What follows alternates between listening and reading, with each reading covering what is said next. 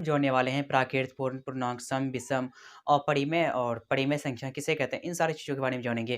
क्योंकि ये जो है अक्सर देखते हैं 6, 7, 8, 9, 10th कहीं पर भी जाने के बाद ये सब जो परिभाषा है बहुत ही काम का है और ये अक्सर पूछे भी जाते हैं, कहीं पर भी लोग भी पूछते हैं। इसलिए आज की इस वीडियो में हम इन सब परिभाषाओं के बारे में जानेंगे कि प्राकृत संख्या क्या होती है, पूर्ण क्या होती है, पूर्णांक क्या होती है।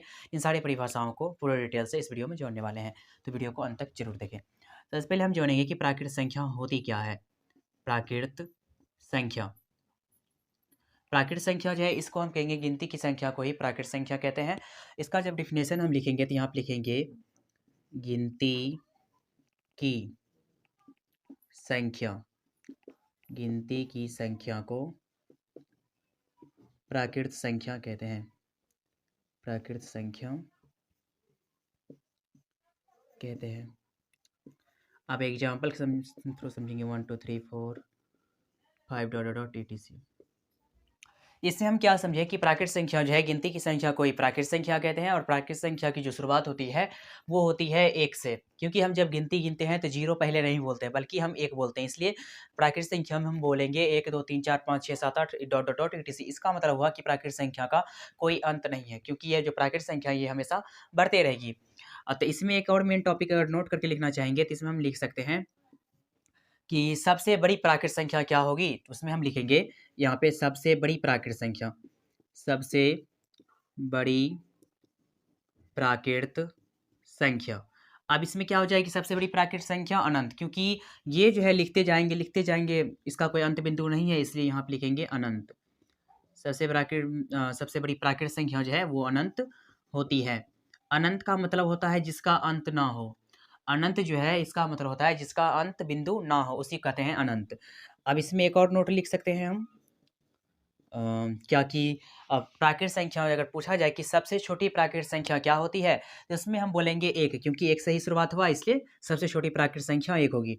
इसमें हम लिखेंगे सबसे छोटी प्राकृत संख्या।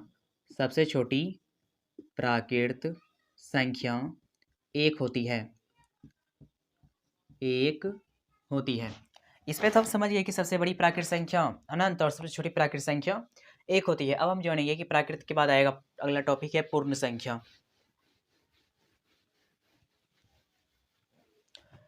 यहाँ पे लिखेंगे पूर्ण संख्या। पूर्ण संख्या। सबसे पहले हम ये समझेंगे कि आखिर पूर्ण संख्या होती क्या है। तो पूर्ण संख्या का डेफिनेशन हो जाएगा कि शून्य सहित गिनती की संख्या को ही पूर्ण संख्या कहते हैं। यानी कि प्राकृत संख्या में जो हम पढ़े थे गिनती की संख्या उसी में अगर हम 0 को शामिल कर देंगे तो पूर्ण संख्या का डेफिनेशन बन जाएगा। जिसमें हम लिखेंगे शून्य सहित गिनती की संख्या। शून्य सहित गिनती की संख्या को पूर्ण संख्या कहते हैं। पूर्ण संख्या कहते हैं। अब इसका भी एग्जाम्पल होगा तो इसमें हम लिखेंगे 0 1 2 3 4 5 डॉट डॉट डॉट etc। इसमें हम क्या बोले कि पूर्ण संख्या में शून्य सहित गिनती की संख्या को ही पूर्ण संख्या कहते हैं। तो और इसमें जो है गिनती की संख्या को ही प्राकृत संख्या कहते हैं। उसी में सिर्फ 0 को शामिल कर दिए तो पूर्ण संख्या का डेफिनेशन बन गया है। तो अब यहाँ पे एग्जाम्पल में भी लिख दिए 0 से स्टार्ट होगा। क्या है कि गिनती जो है 1 से स्टार्ट होता है उसी में 0 को शामिल किए तो पूर्ण संख्या का परिभाषा बन गया। तो इसमें भी अगर नोट करके लिखना चाहेंगे तो इसमें हम लिखेंगे कि सबसे बड़ी पूर्ण संख्या। सबसे बड़ी पूर्ण संख्या। इसमें क्या हो जाएगा सबसे बड़ी पूर्ण संख्या? इसका भी अनंत होगा क्योंकि ये भी बढ़ते रहेगा। तो इसमें हम लिखेंगे अनंत। अनंत होती है। अब आगे है दूसरा टॉपिक एक और नोट करके लिख देते हैं। पूछा जाए कि सबसे छोटी पूर्ण संख्या क्या होती है? इसमें हम बोलेंगे सबसे छोटी पूर्ण संख्या 0 क्योंकि 0 से शुरुआत हुआ इसलिए 0 हो जाएगा इसका सबसे छोटी पूर्ण संख्या। तो इसमें हम लिखेंगे सबसे छोटी पूर्ण संख्या 0 अर्थात 0 होती है। 0 होती है। तब आगे हम समझेंगे कि पूर्ण तो हो गया। पूर्ण का परिभाषा क्या है कि 0 सिर्फ लगा देंगे प्राकृत संख्या में, वही हो जाएगा पूर्ण का परिभाषा। अब आगे का जो टॉपिक है वो है पूर्णांक संख्या किसे कहते हैं।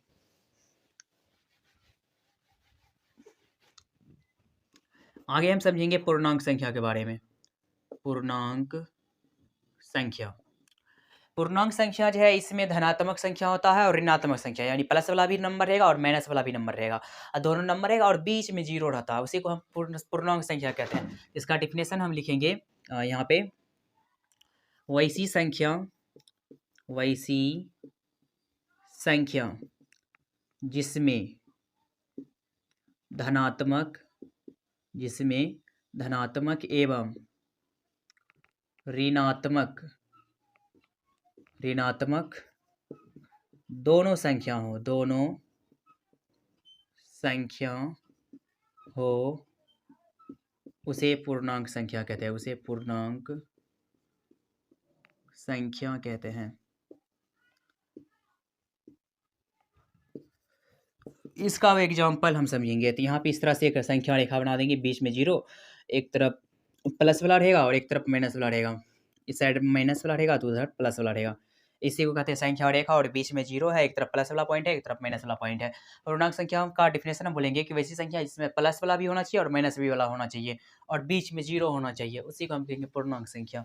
तो आगे है सम संख्या और विषम संख्या किसे कहेंगे, उसके बारे में भी जान लेते हैं। ये बहुत ही इजी टॉपिक है लेकिन फिर भी जानना जरूरी है। सम संख्या और विषम संख्या दोनों का डिफिनेशन एक ही साथ जान लेंगे। तो सबसे पहले हम जानेंगे कि सम संख्या जो है, इसका पहले सम संख्या, इसमें हम बोलेंगे जिसमें दो से पूरा भाग लगेगा उसे सम कहेंगे, जिसमें दो से पूरा भाग नहीं लगेगा उसे विषम संख्या कहेंगे। तो सम संख्या का परिभाषा लिखेंगे, वैसी संख्या जिसमें दो से पूरा भाग लगे, वैसी संख्या जिसमें दो से पूरा भाग लगे, जिसमें दो से पूरा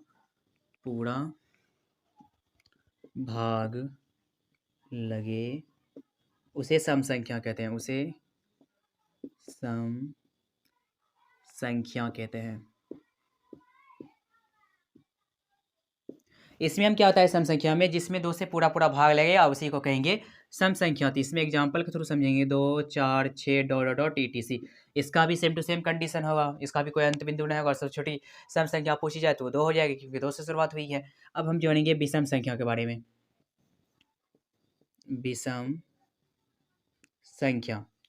विषम संख्या का डिफिनेशन क्या हो जाएगा, किसमें हम बोलेंगे वैसी संख्या जिसमें दो से पूरा भाग नहीं लगे, उसी को हम विषम संख्या कहेंगे। तो इसमें हम लिखेंगे वैसी संख्या जिसमें दो से पूरा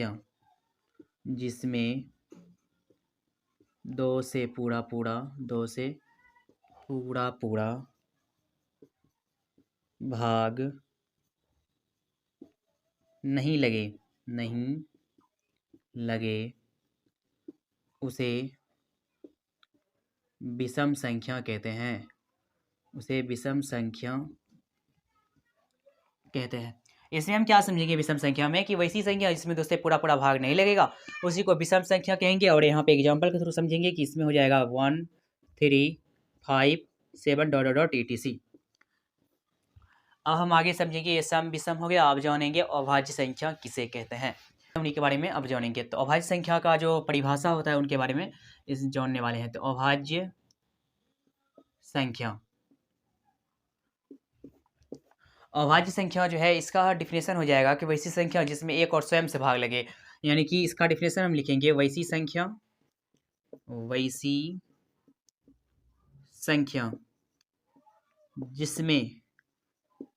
जिसमें एक और स्वयं से भाग लगे, जिसमें एक और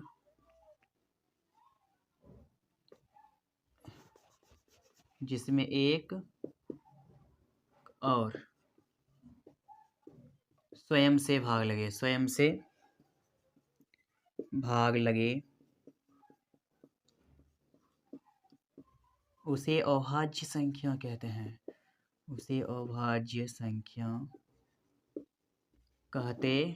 हैं, एग्जाम्पल के थ्रू यहाँ पे समझेंगे कि अभाज्य संख्या का जो बोले हैं जिसमें एक और स्वयं से भाग लगे, तो उसके अनुसार यहाँ पे हो जाएगा 2, 5, 7, 11 डॉट etc। इसमें एक इंटरेस्टिंग फैक्ट हम आपको बताने वाले हैं कि 1 से लेके 100 के बीच में टोटल 25 गो अभाज्य संख्या है।